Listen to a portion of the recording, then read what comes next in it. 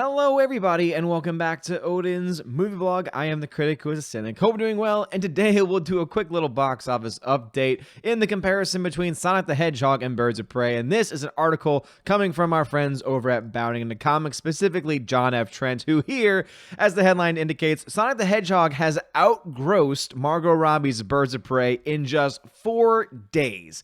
Wowie, as it is said by The Fiend. Now, let's just go ahead and say this for the record. This is the domestic marketplace.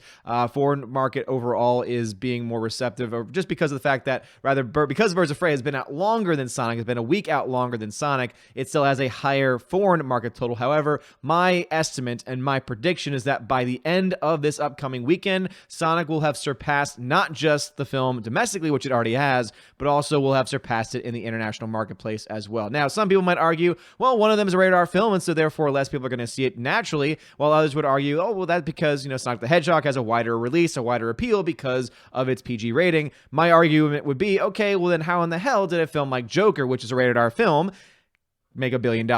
That's right, because it was a good film. It was a film that got a lot of positive attention. It was a film that, for the most part, I would say respected the fan base. Some might argue the point against that, saying, yeah, but you know what? It took a character and took it in a different direction.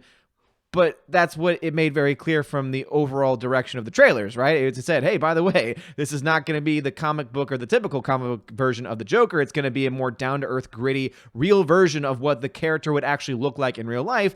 And because we knew that going in, we said, okay, now I'm actually pretty excited to see this film. While Birds of Prey tried to play it both ways and saying, oh, look, these are new looks and new versions of the characters, but they're still the same characters that you know and love. It's still the Birds of Prey.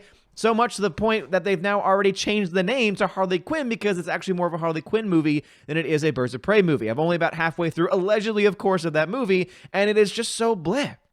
It is just so bland. Even though I'm not a big fan of Sonic the Hedgehog either, I can argue that easily Sonic the Hedgehog is, from what I've seen so far of Birds of Prey, is just leaps and bounds better in so many different ways, not just in how it respects and listens to the fans, with so many Easter eggs, with so many other references, but also it just is I would say, a more appealing movie overall. And so, as you can see, Bounding into Comics talks about this. Sonic the Hedgehog destroyed its competition at the box office, including Margot Robbie's Birds of Prey. The video game adaptation outgrows Birds of Prey in just 4 days, according to the numbers, which is a wonderful sight. I know some people in the comment section have said, well, I look at Box Office Mojo, etc. I would say right now, just as a kind of a warning, to stay away from boxofficemojo.com, because ever since it got taken over by IMDb and had that major design change, it has gone downhill tremendously. They've hidden a lot of features behind a paywall, and the features that are still available have a lot of random errors that come about. At one point in time, they gave another $60 to $80 million to Birds of Prey at the box office because of a decimal error, and it was up for about 24 hours or plus, because it was so funny to see people in my comment section saying, your numbers are actually wrong because according to Box Office Mojo, Birds of Prey is actually doing so much better. But then all I needed to do was look at those numbers and say, wait a minute, this is saying that the opening weekend in one country was $40 million higher than another. And if you look to the history of those countries, they are never that far apart. And it just took a little bit of common sense to realize, oh, they shifted a decimal point. Now, honestly, I think that it was an accident, but it's still worth talking about nonetheless. Now, that's not to say that the numbers is perfect, but the numbers so far has not been nearly, has not had as many issues nearly as boxofficemojo.com has had in recent days. Not to mention, the numbers is constantly growing. They obviously have noticed a huge increase in traffic because people are so fed up with what Box Office Mojo has become.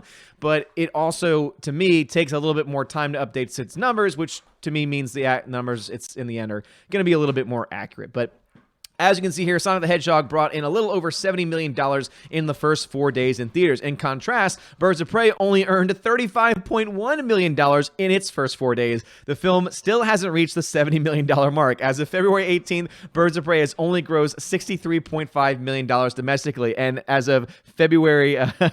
as of today, it's only reached $63.5 million, again, it's still at that number. It's still at $63.5 million, even a day later. So I just think that's freaking hysterical. We did just get numbers. We just got new numbers out for yesterday, and I just think it's hilarious that the fact that not only is Sonic already outpacing Birds of Prey, and Birds of Prey has that extra week advantage to it, but also the fact that it made double domestically. It doubled the domestic total of Birds of Prey. And you can argue it's a rated R film. What were you expecting to, until you're blue in the face? But I will consistently go back to, yeah, but what about Joker? And I can go back to other rated R films too that were very successful. And the reason why is because they didn't say in their marketing campaign, oh, we're just going to push to one demographic and we're just going to crap on the rest. We instead are going to try in this movie appease to the fans, which is why they ended up pushing the movie back, which is why they changed the character design, and sure enough, look at that, it's doing better than even Birds of Prey. The difference at the box office is glaring, especially in how the two different movies treated their fans differently in the lead up to their release. Sonic the Hedgehog obviously got roasted because of a terrible character design. They listened to the fans, they decided to go back to the drawing board, they created a character that actually looks like Sonic, and even they are not perfect though, right? They still have freaking Jim Carrey, who as we all know is insane, but is also a very, very crazy political activist as well. He's obviously obsessed with the president right now, and he will take any moment he can to talk about it. It's just an amazing thing in Hollywood how many people have Trump derangement syndrome, and he has not been saved from that. However, even with that, it's been very clear, and it's been made very clear by many people in the interviews, that none of that exists in the movie. And I can confirm, as someone that has seen the movie, there's no politics in there. And that's one of the beautiful things about it. There's no politics. There's no political messaging. It is just a fine family film. Again, I think it's more of a kid's movie, which is why I'm drawn not merely towards that. People are still getting ticked off in the comments section whenever I say that because they just don't respect my opinion on that. But I can at the very least say that there's no politics in there. On the flip side of that, you got Birds of Prey, which the whole marketing campaign was very much focused on identity politics. Obviously had Ewan McGregor going out there spewing about how the film had identity politics. I've actually seen the movie about halfway through, and I can confirm that there is indeed identity politics in the movie as well, and it's to the point where it's cringeworthy at times also. It's just truly amazing how clearly different these two films and their marketing campaigns were. This film should have been box office gold. Margot Robbie as Harley Quinn was one of the best things to come out of Suicide Squad. That's probably one of the only things that made that movie successful. Some might try to argue Will Smith was in it. Yeah, Will Smith was also in a movie called Gemini Man, and that film flopped. So I really wouldn't go ahead and just put everything Will Smith is in is going to make money, because it obviously is just not the case here. Margot Robbie, though, if she was the same Harley Quinn that she was in that film, same character design and everything like that, and also it was clear that this was either going to be a Harley Quinn movie, and it was going to be focusing on her, and also that it was not going to have this identity politics nonsense, or if it was going to be an actual Birds of Prey movie, instead of just saying, oh, here are characters that are going to be called names in the comics, but they're really, really nothing like any of the characters from the comics in design or in personality, but hey, you're just going to accept it anyway because you're the audiences and you're the masses, and you're just going to accept anything that we throw at you.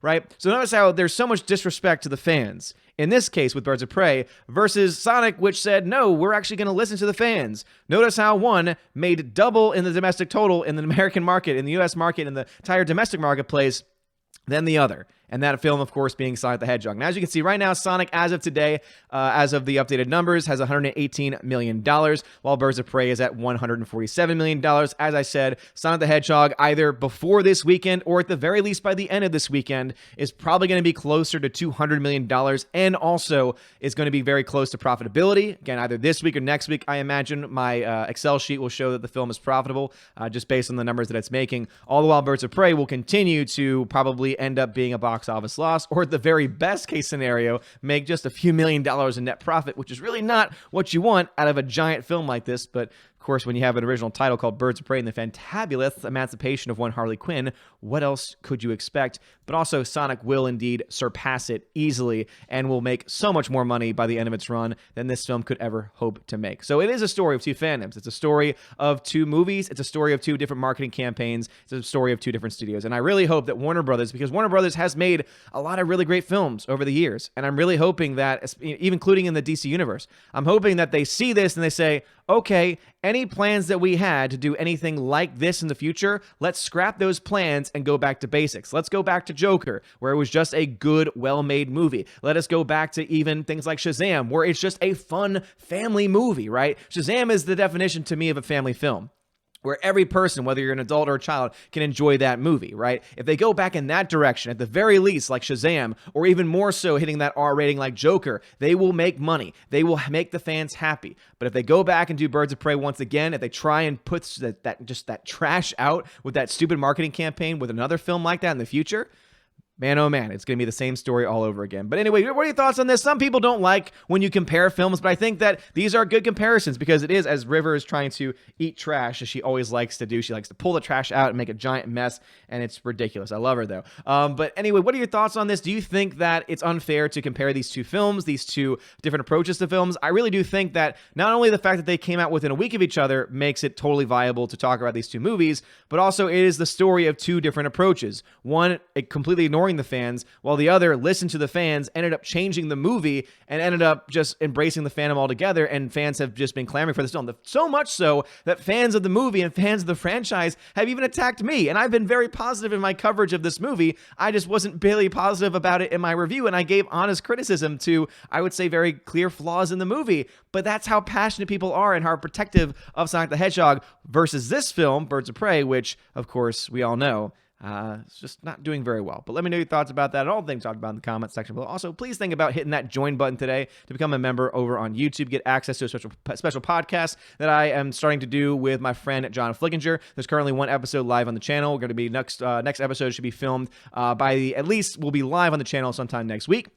So please look forward to that. Always been fun and always a fun time to talk with him. I've been doing a podcast with him over for his Patreon members. So now we're going to be establishing it over on his channel and also on my channel as well for YouTube members. So again, you can check out all the different tiers and all the different options there. And there's a video that I'm going to put at the end of this video as well that will have all the explanations to all the different things. So anyway, you guys are all amazing and beautiful people. Have a wonderful day. And as always, God bless. And now to give a shout out to my February Patreon and Subscribe Star members, Animation Commentator, Brian P., Dion, David Brobrizik.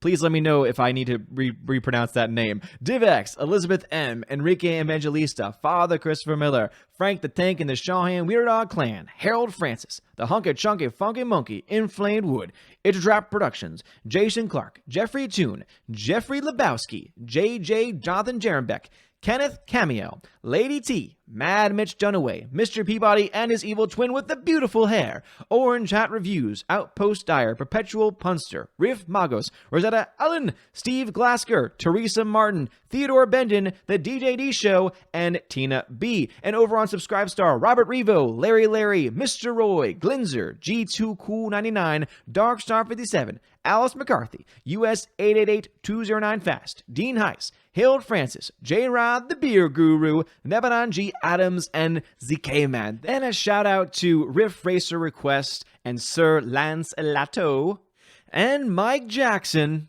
You rock. Thank you very much for being my Patreon Subscribe-Star members for the month of February. And if anyone else decides to join, at the next couple of days or so, I will add you into this list as well. You guys freaking rock. Have a wonderful one. And as always, God bless.